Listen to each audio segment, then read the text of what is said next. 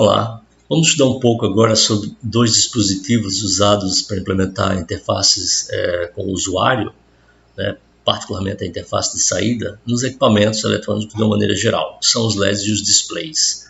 Então é muito comum a gente ver nos equipamentos, imagine um forno micro-ondas, uma parte dele tendo alguns sinais de indicação de tempos, de tipo de preparo de alimento, nesse caso específico do micro-ondas que está sendo realizado, enfim, informações úteis para o usuário poder configurar adequadamente o equipamento para realizar o que ele deseja.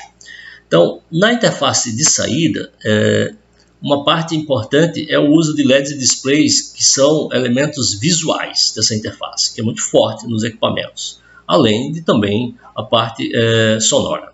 Então, o primeiro deles é o LED. O LED é um diodo emissor de luz, né? Ele é um componente eletrônico semicondutor, ele é um diodo que tem a propriedade de transformar a energia elétrica em luz, em estado sólido, ou seja, não tem nenhum gás, não tem nenhum filamento. O LED é um componente bipolar, né? O diodo é um componente bipolar, como o LED é um diodo, ele também é bipolar, ou seja, tem um terminal chamado anodo, positivo, e um outro chamado cátodo, negativo.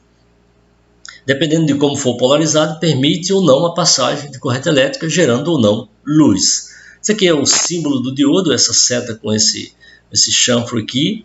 Aqui é o anodo positivo, né? Aqui é o cátodo negativo, e no caso do LED tem essas duas flechinhas aqui para indicar a geração de luz. Esse aqui é um encapsulamento mais comum, onde você tem o terminal maior de fábrica, que representa o anodo, e o terminal menor, que representa o cátodo. Caso esses terminais sejam cortados, mesmo assim você tem uma referência aqui através do chanfro. O LED é um dispositivo semicondutor, então, quando polarizado, ele passa a corrente elétrica, se tornando praticamente um curto-circuito. Então, você tem que tomar alguns cuidados para que a corrente elétrica não ultrapasse, né, o limite estabelecido. Então, quando você estiver usando o LED alimentado por uma fonte, é necessário você limitar a corrente que passa por esse LED, de tal forma que ele não se danifique ou danifique a fonte. Dependendo do tipo de LED, da cor dele, você vai ter uma tensão e uma corrente ideal para brilho. Sabendo dessas informações, e como isso aqui é um circuito sério, se aplica a lei de Ohm e vai descobrir facilmente que a tensão no resistor é a tensão da fonte menos a tensão do LED. E para você poder calcular o valor do resistor, você tem que saber a corrente do resistor. A corrente do resistor é a corrente do LED. Então você facilmente calcula o valor do resistor. E também calcula a potência, né? Porque tendo o valor da tensão e o valor da corrente, você tem o valor da potência. Obviamente, um LED só, em termos de interface com o usuário, seria muito limitante, né? Porque você teria que ter mais de um LED para poder gerar, né, símbolos, gerar informação mais completa. E aí vem os displays, que são um conjunto de LEDs. São segmentos visuais que são acesos ou apagados através do acionamento de LEDs. Então, por exemplo, um display de 7 segmentos é um dispositivo eletrônico utilizado para mostrar dados, principalmente dígitos decimais e hexadecimais. Com 7 segmentos dá para você fazer isso, mostrar dígitos decimais e hexadecimais e também alguns caracteres especiais.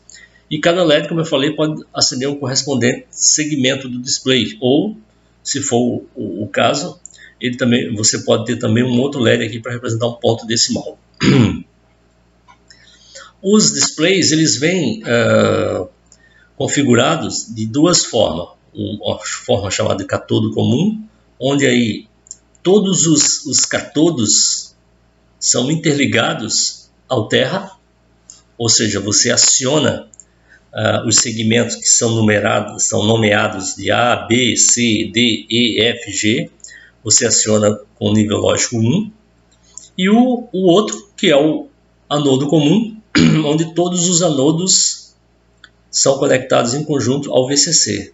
E aí os segmentos são ligados em zero, né? Que aí você vai ter anodo comum.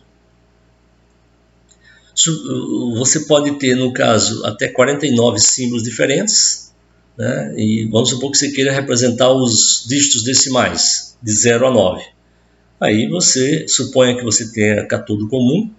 Então, para que você gere, né, os dígitos de 0 a 9 aqui nos segmentos, você seguiria mais ou menos essa tabela aqui, né? Por exemplo, dígito 0, você vai acender todos os segmentos externos, à exceção do G.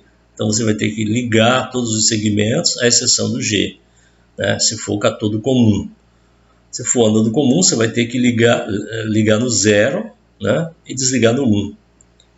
E assim por diante. Se você quiser gerar os dígitos hexadecimais, né, de 0 até F, aí também você vai ter que fazer a ligação e o desligamento correspondente de cada um dos segmentos.